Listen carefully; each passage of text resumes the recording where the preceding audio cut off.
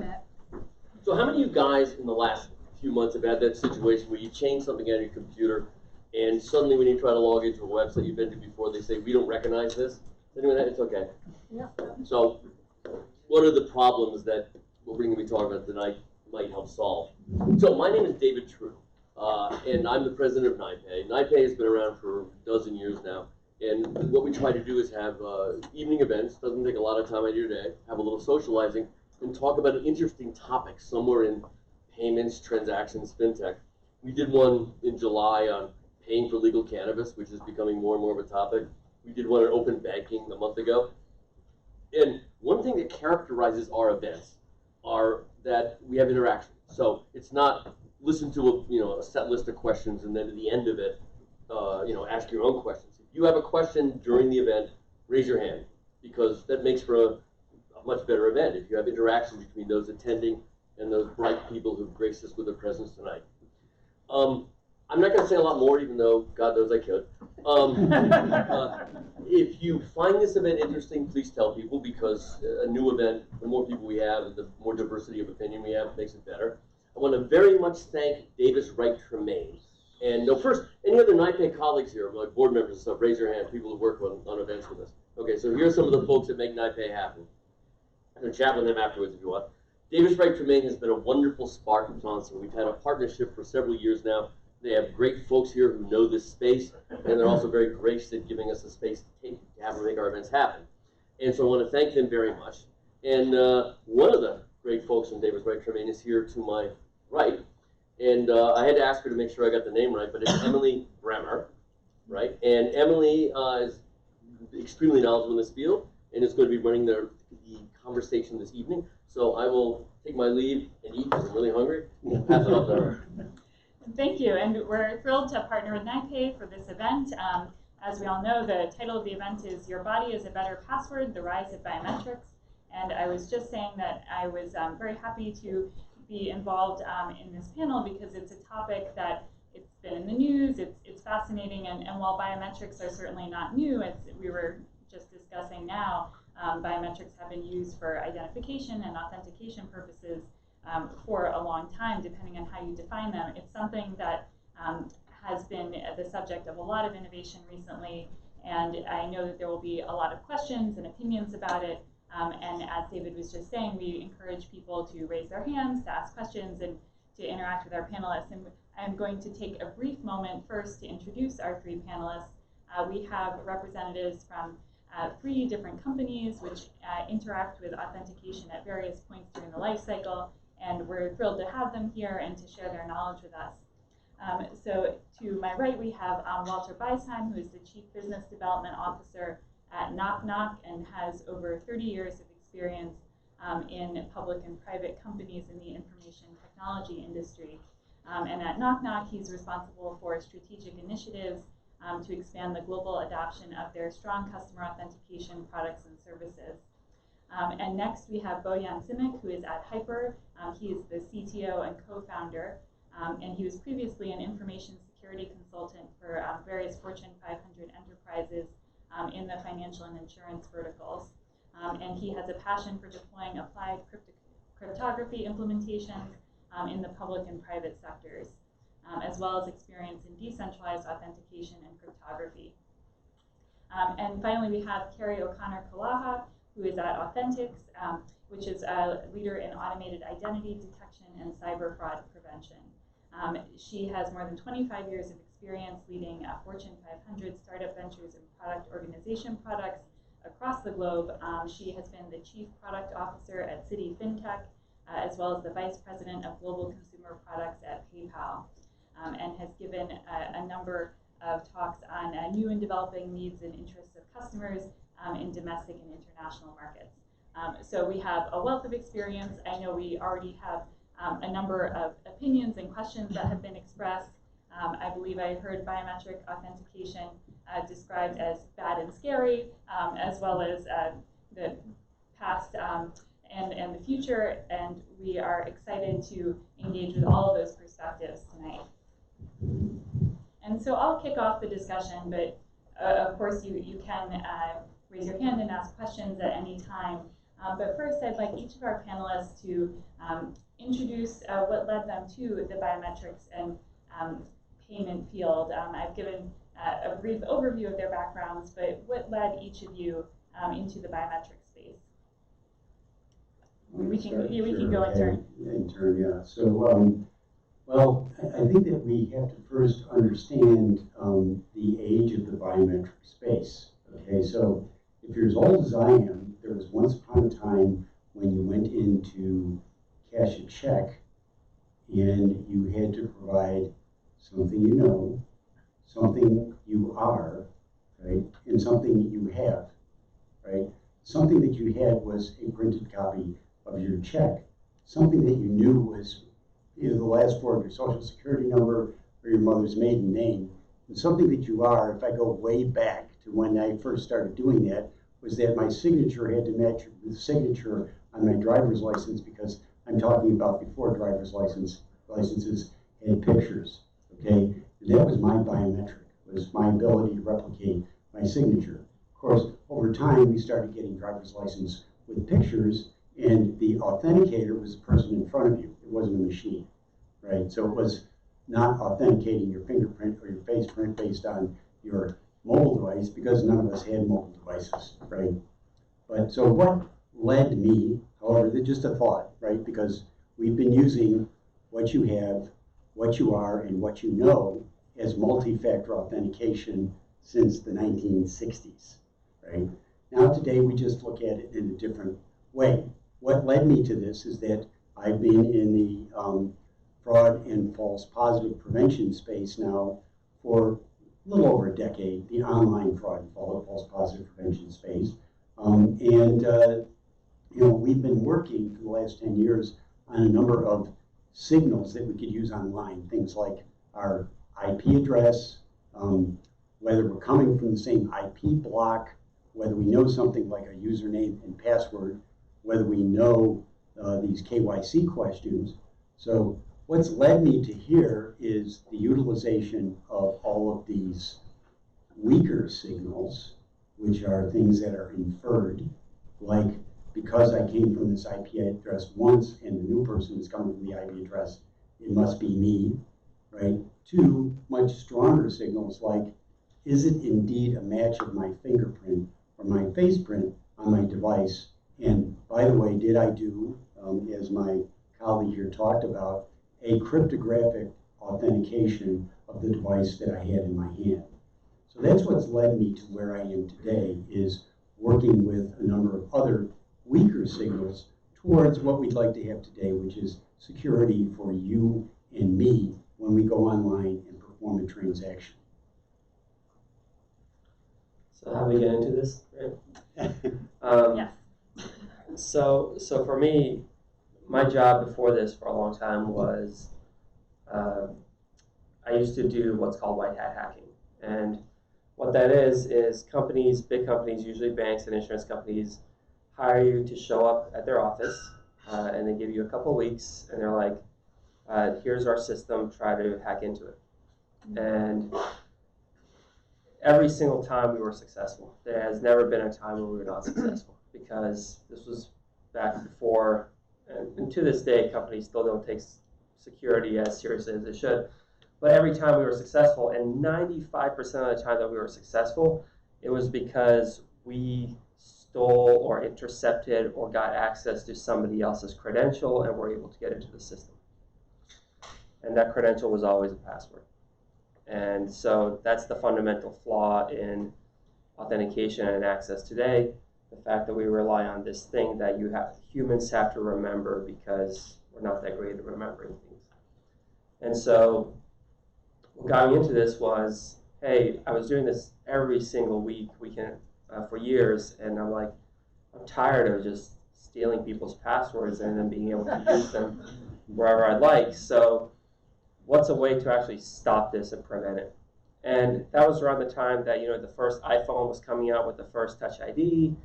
And, we were sitting there thinking like, oh, every single device in the future is going to have all these different types of biometrics and it's going to support it. And today that's the case, right? You have every flagship device out there that you can buy has one or more types of biometrics that it supports. And so the way I got into this was, hey, these big companies that I'm breaking into week in and week out are going to want to take advantage of this to secure their systems. So how can we build a company to help them accomplish that without having to use that password?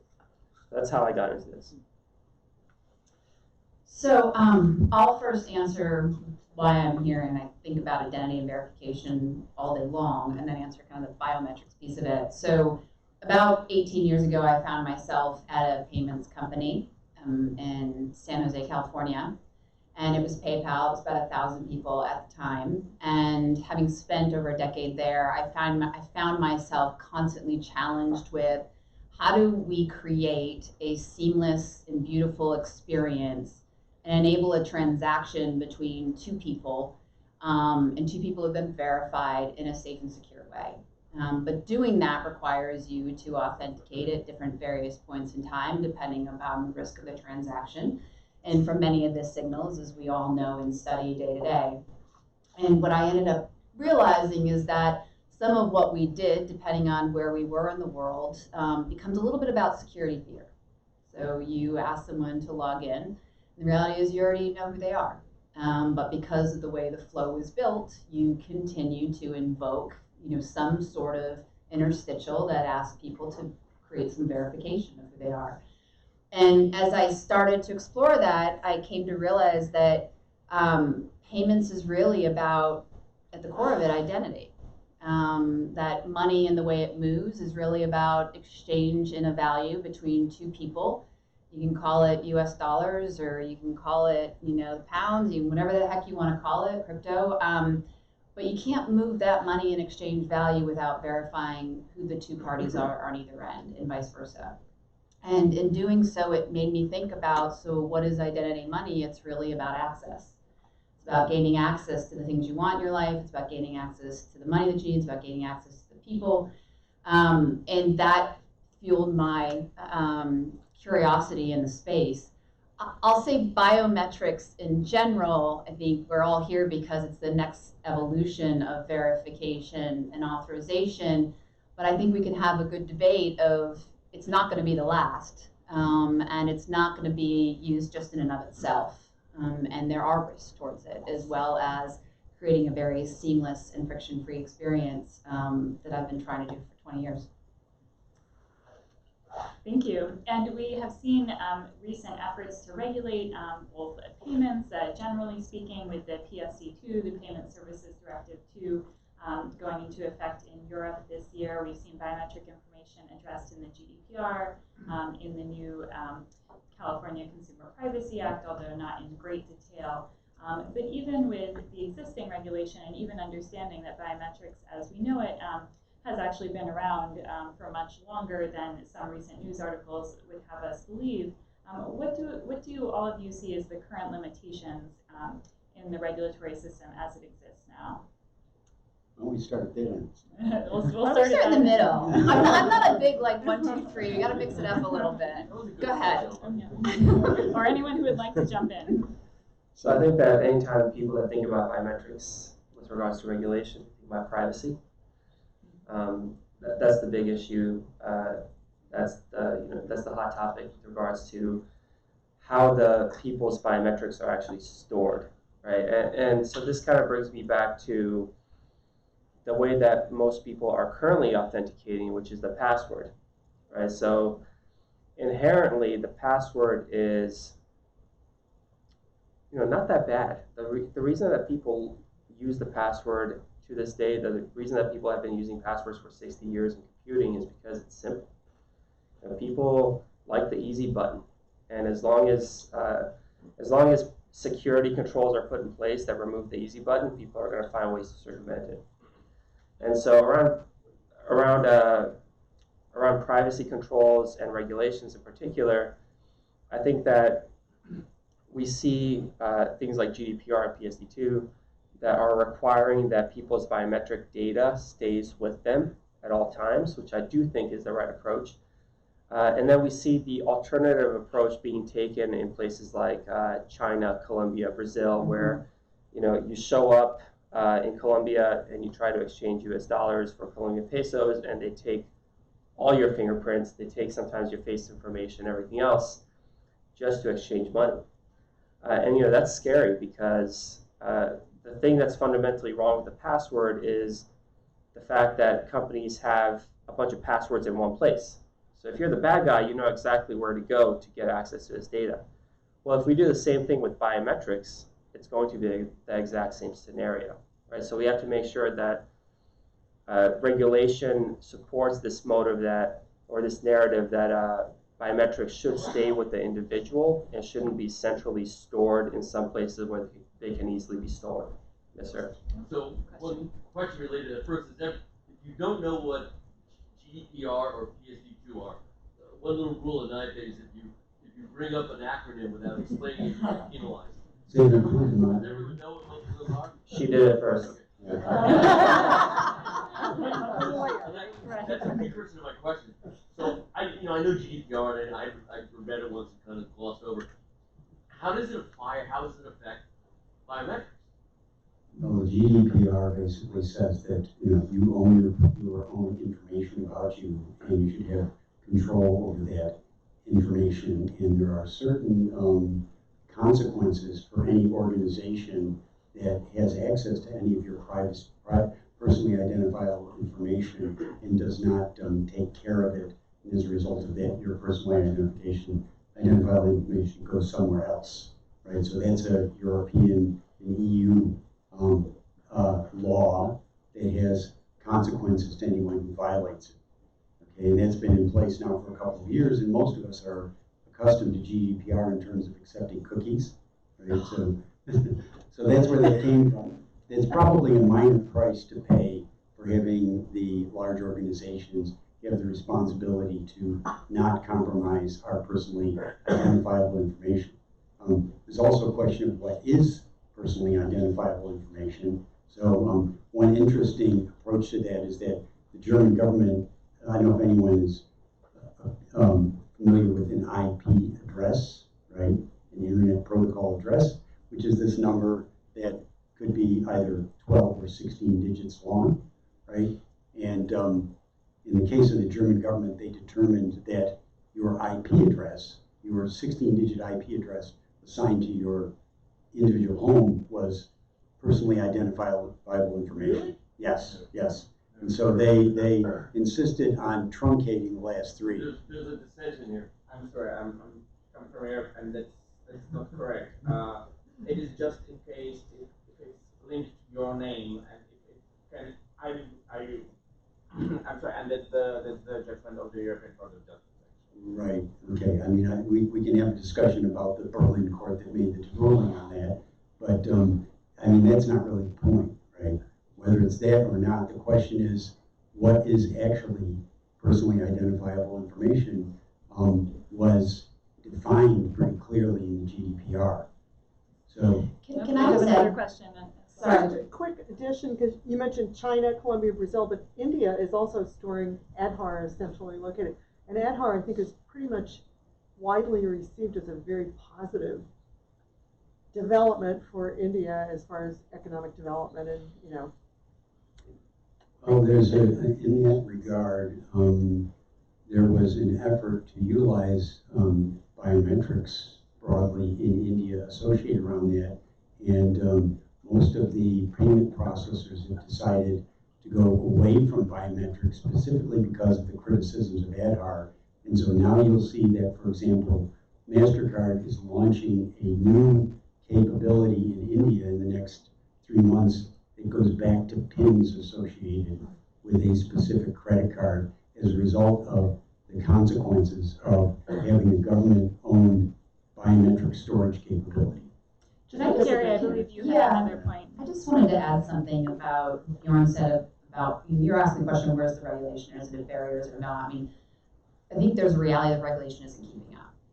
And in some markets, it is much more progressive, and I think they're leading the way. But one, in a world where it's borderless, it is very confusing to understand what countries or which market and how they treat PII. And then how does PII and the definition of it evolve? Because at least here in the United States, Social Security is no longer something that is a secret. And so you ask yourself, well, what is that thing or combination of things that identify I'm Carrie Collegier? And so I liken it back to the financial services space that I've come from with open banking regulations and other types of things that the governments and policymakers need to find ways to keep us protected. Biometrics is just one of the many layers in which to verify who we are. But right now, I don't even think biometrics is considered PII. Is it defined in that? In the U.S. Yeah. In the United States, if it's personally identifying information, there's a somewhat flexible definition from the Federal Trade Commission. And so the Federal Trade Commission has actually said in certain circumstances, even IP addresses and device identifiers are likely to be personally identifiable information or PII. And biometric information, to the extent that it's identifying, would seem to fall within that definition as well. But then it's also how do you store the biometrics, right? And can it be reverse encrypted, or is it a one-way hash? And then can it be associated with it? So I think there's you're the lawyer in the room, an interpretation of the law. More than one. That's true. That's true.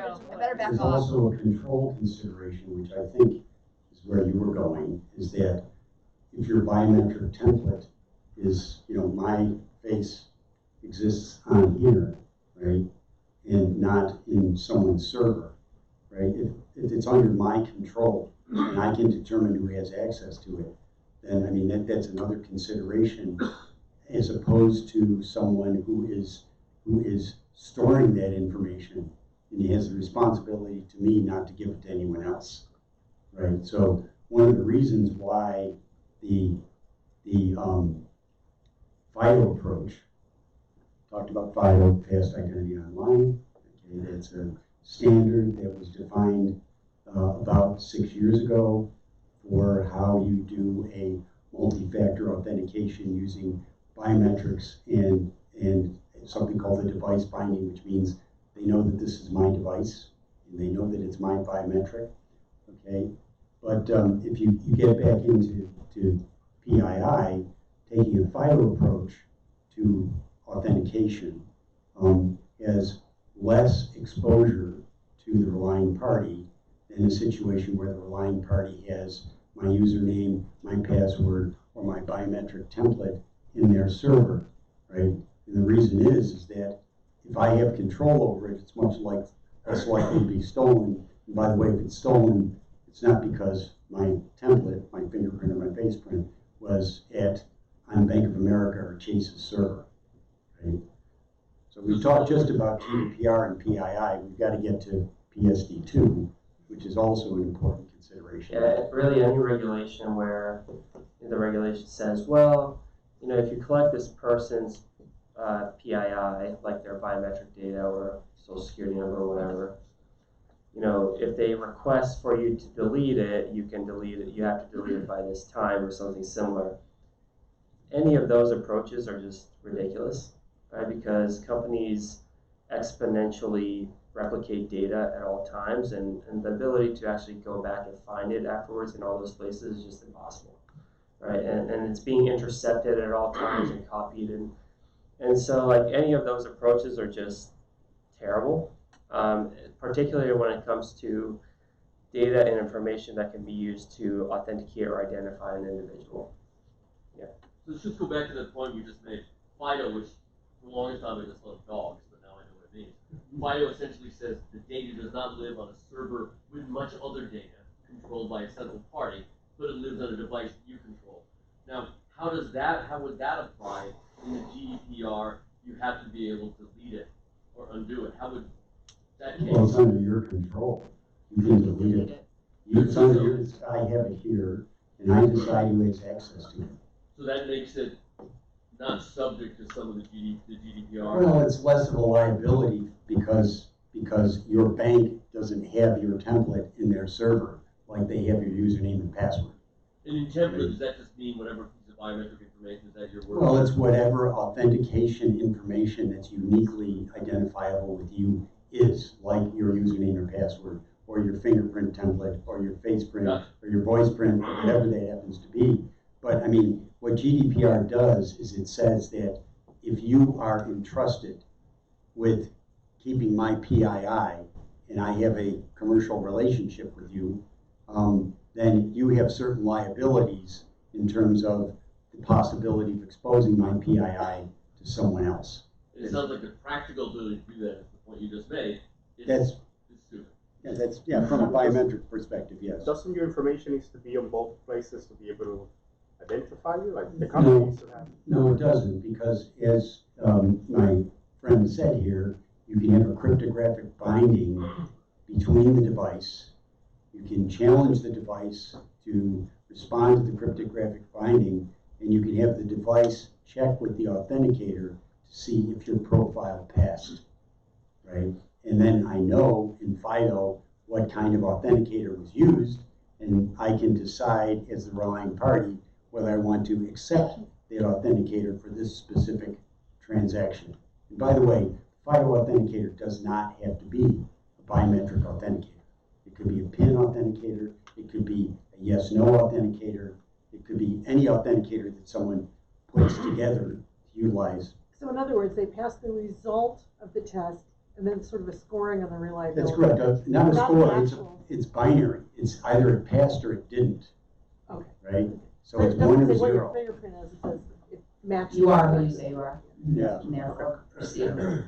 So that's GDPR. We didn't talk about PSD2. Do you want to switch to that, or are we done with GDPR? Well, I actually have another question about deletion of biometric information, and it goes to the risks of using biometric information for verification. And I'll start with Bojan, because even in your biography, it says that you work with the FIDO Alliance on the mission to rid the world of passwords. And understandably, there are many issues that arise when using passwords, but what about when biometric information is compromised?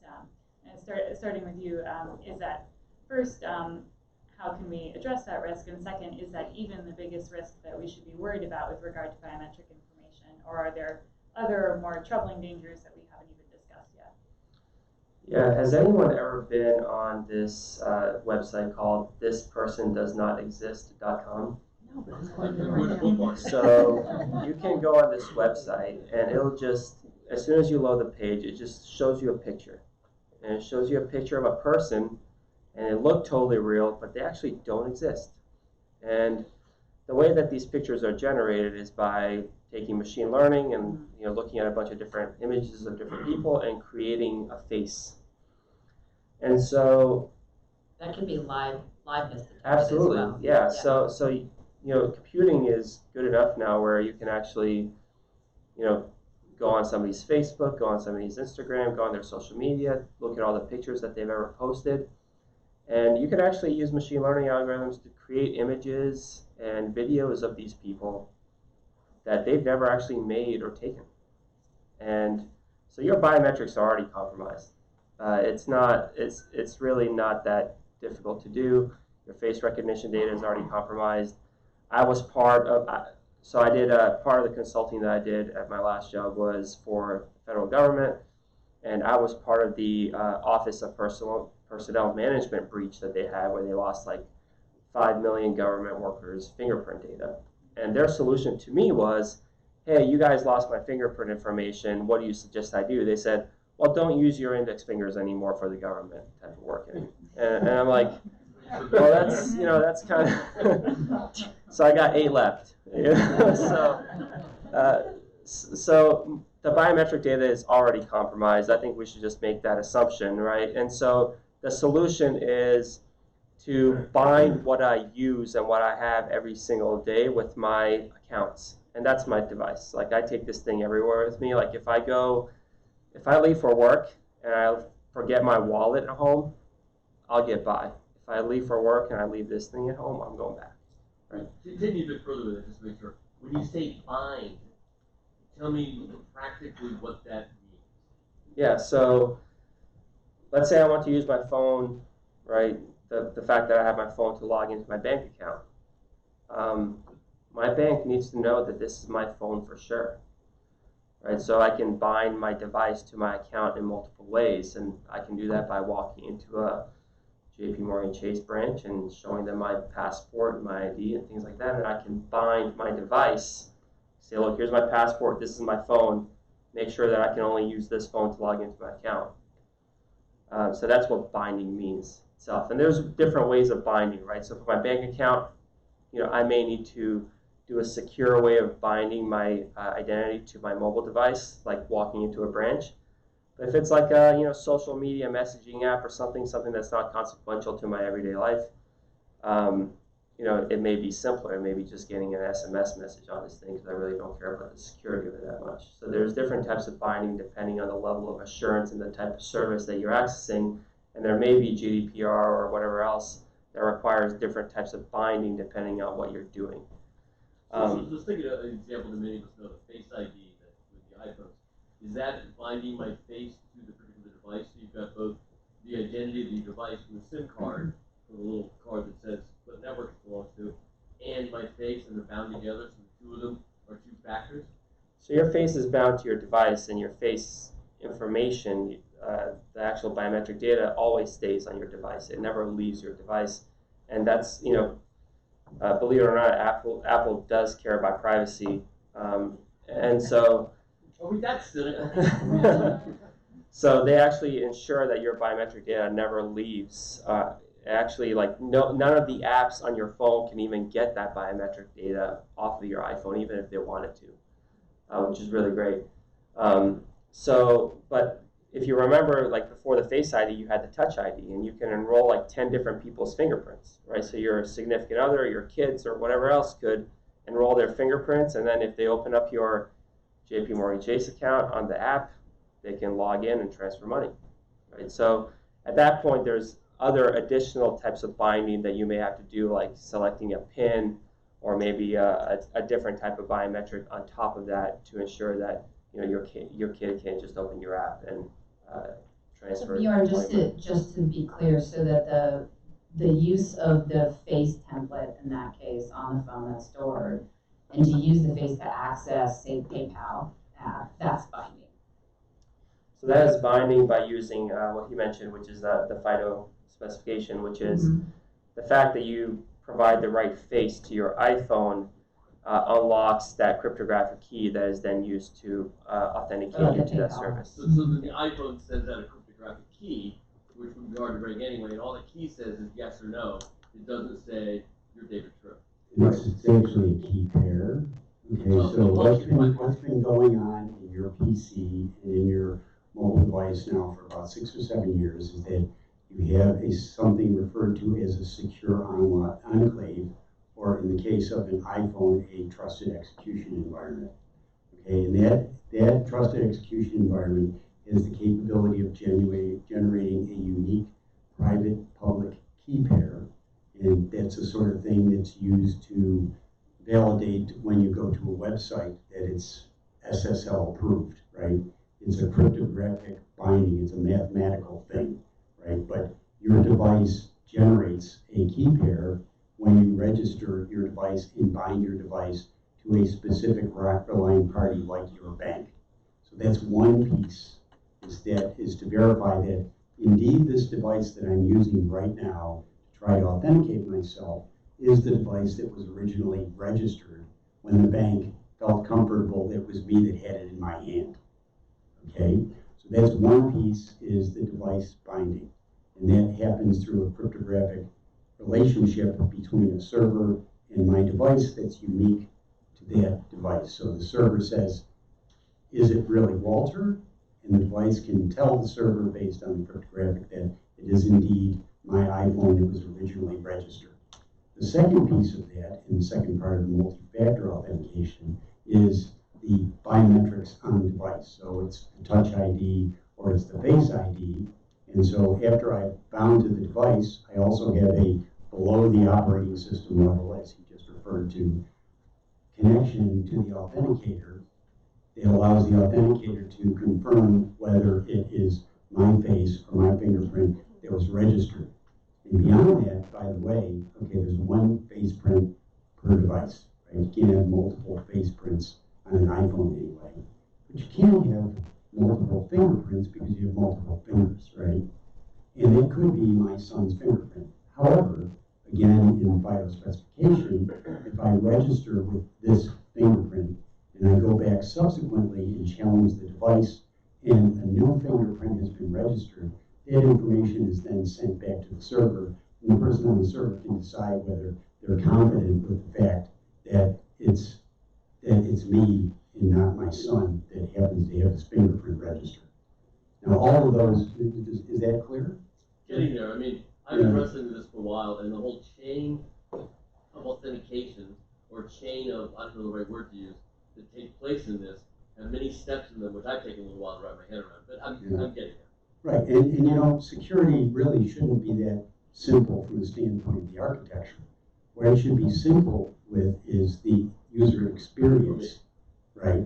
That's what should be simple. And the truth of the matter is that probably, you know, any of you who are in here who utilize TurboTax or happen to have T-Mobile and use your Touch ID or your Face ID with either of those to log into that account, you know, you've been getting multi-factor FIDO authentication now for the last year, and it never made any difference to you because your experience was the exact same, right? Right, and I actually have a question I'd like to explore in terms of user experience, and I'd like to start with Carrie on this one, because you had earlier mentioned working on user experience in the authentication space, and this also goes to the potential downsides of using biometric information. Do we think that there is a point at which the user experience is so seamless as to cross the line into the don't be creepy space? Is there a danger where the user experience is too seamless? I mean, the short answer, in my view, based on experience, is yes. Right? And I'll give you an example. About 4 or 5 years ago, when we were in the process of developing Touch ID with PayPal, if anybody has seen, you guys all use PayPal? Yeah. Okay, so now you've got the ability to, with like one touch, where you can sign in and you have a session for about 30 days, and regardless of where you go on your phone or device, it automatically signs you in, and it's looking at risk models underneath to make sure that you're bounded and that you are who you say you are. So our entire objective was to create a very frictionless experience.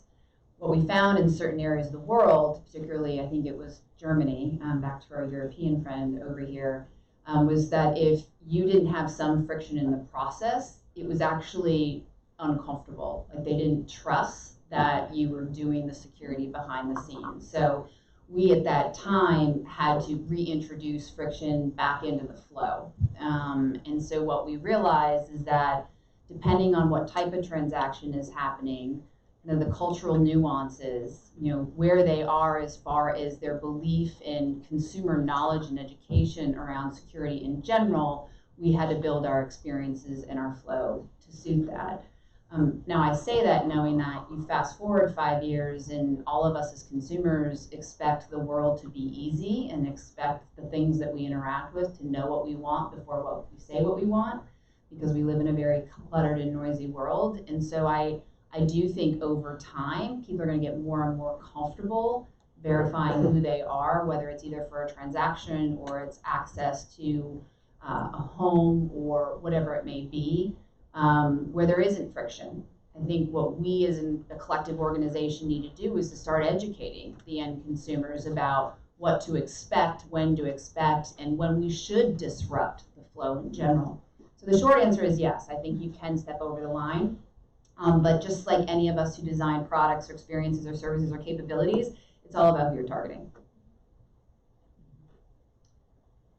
And we've also seen in the European Union, there's been some announcements over the past year that the EU is planning what was described as sweeping recognition, or sweeping regulation of facial recognition technology.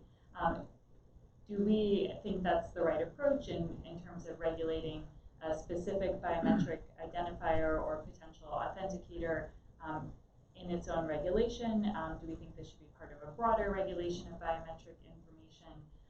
Or should this be addressed in a more general or even context-specific way under the GDPR for the first example, or the PSD2 for the This is more the public, as example? opposed to bound your device, with public facial recognition, like using what is it called, the cameras, like China. The airport, yeah. Potentially. For police and enforcement and such? Or? Right, so we don't have a lot of information about what form that would take. I think there are more questions than answers at this point, but some of the concerns that have been expressed are use of facial recognition in public spaces, both by the government, so public entities, or by private entities in a public area. I mean, I'll just start. I'm sure we'll have some points of view on this too, but I think just doing one biometrics is not necessarily the right thing, even though statistically that the facial recognition or authentication has more data points in which to do that. But you're already seeing things like the heartbeat and your blood flowing through your veins. I mean, I have my personal opinions about that. It makes me really uncomfortable, candidly. But what's different than the face versus, your heartbeat at the end of the day? And so I think anything that defines who you are is something that we need to protect and we need to figure out how to regulate. But I am growing concerned about if you just look at one and not the others, then the whole society shifts to look at facial recognition. And then we create this exposure, particularly if we're not storing it the right way, where if someone gets hacked, you can't recreate face and who you are. And so I'm a big believer of why biometrics is one aspect of this. It's about the layers that you put on top of that as well. It's not just about face. It may be a combination of the signals in the data, your location, a biometric verification, depending on what the risk in the transaction is. It may be something that you have. I mean, those combination of things are what's going to make the difference. I think that it depends on the context in which the biometric data is used. If it's used for me authenticating to services that I'm trying to, that are important to me, like my bank account, then it makes perfect sense to have sweeping regulation that says you can't store my biometric data centrally and use it for that. However, we have to understand the fact that our biometric data is already out there. Right? So, how many of you are familiar with the Rosewood in Palo Alto? What's it called again? The Rosewood. Rosewood, yeah. It's this hotel in Palo Alto in Silicon Valley. And it's where a bunch of Silicon Valley billionaires hang out, and they talk about how much money they have and what companies they should invest in. And so a lot of founders of companies who want to get investors to invest in their company, they go to the Rosewood to meet some investors potentially. And so a couple months ago, I saw this article about these founders in Silicon Valley that were having a hard time getting in front of these people, right? Like when they see them out in the wild. So they actually created an app that they would just use to point at people as they were walking into the Rosewood, and would actually scan their face or scan their biometric information and tell them if that person was a venture capital investor or not, based on the images on various venture capital websites and blogs and everything else. So the data is already out there. Like, the biometric data is considered compromised. It's just like in that particular use case, it's like, what's the harm necessarily? Whereas if that same data could be used to take the biometric data of that venture capital investor that's walking into the hotel at that point and authenticate as them into their bank account, then it's a very different story, right? So I think it depends on the context, and we just have to get comfortable with the fact that we live in an evolving digital world, and this data is just there. The challenge is if you can do that, what prohibits them getting access to the bank account? Like, regulation isn't saying one use case versus another, or one context or another. It's just saying. Yeah, I think that sometimes, like you said earlier, right? Regulation is playing catch up, right? And by the time that regulation realizes, like, oh, you shouldn't store biometric data, it's already been stored everywhere in a million places, and you can't really change that. So what's the point of the regulation then? I mean, with deep fake and 3D printing and all this stuff, I mean, you can basically replicate that today, right? If you scan somebody, there's the tech out there to like recreate that person's face. So like, doesn't that render all this stuff useless? The thing is that you still need to have the possession factor, right? It's not just who you are; it's what you have. That's what multi-factor is. And quite frankly, that's not what the cyber criminals are going after. It's very expensive for them to try to do any sort of attack on a one-on-one. They're looking for the honeypot where they can go and get a whole bunch of credentials to steal someone's device, which you would have to have if you have a multi-factor, and their biometric. That's a very expensive thing for them to do. So we're kind of talking about the edge case. Not that there might not be somebody very wealthy that someone wants to do a target attack by that, but as someone said, you lose your phone within, I think the average is 17 minutes, your phone is gone, right? And where you lose your wallet, and I think it's 24 hours. right? So depending again what your quote token is, what your device is, that is your possession factor. I think, you know, when we look at where we are with usernames and passwords today, and what the promise of biometrics done properly, with a strong possession factor, we're, you know, it's light years apart. I think you need to look at exposure in the confines of the use case in the pragmatic potential detriments of that particular use case, right? So as Jackie just said, right, one of the issues, if we're talking about access to my account for account takeover or processing a fraudulent payment, right, which is, I think, what most of us think about, right? We've just now gone into public use cases and all that, and we can take those initially, right? But if you look at that, it is true that a fraudster is not a fool, and if the method of attack is not scalable across multiple individuals, then they're probably not going to invest in what it takes to replicate my face, replicate my fingerprint, or do whatever they need to do, because it's an awful lot easier, quite frankly, to use social engineering to try and find out things about me that they can use to my detriment, right? So it's a practical consideration.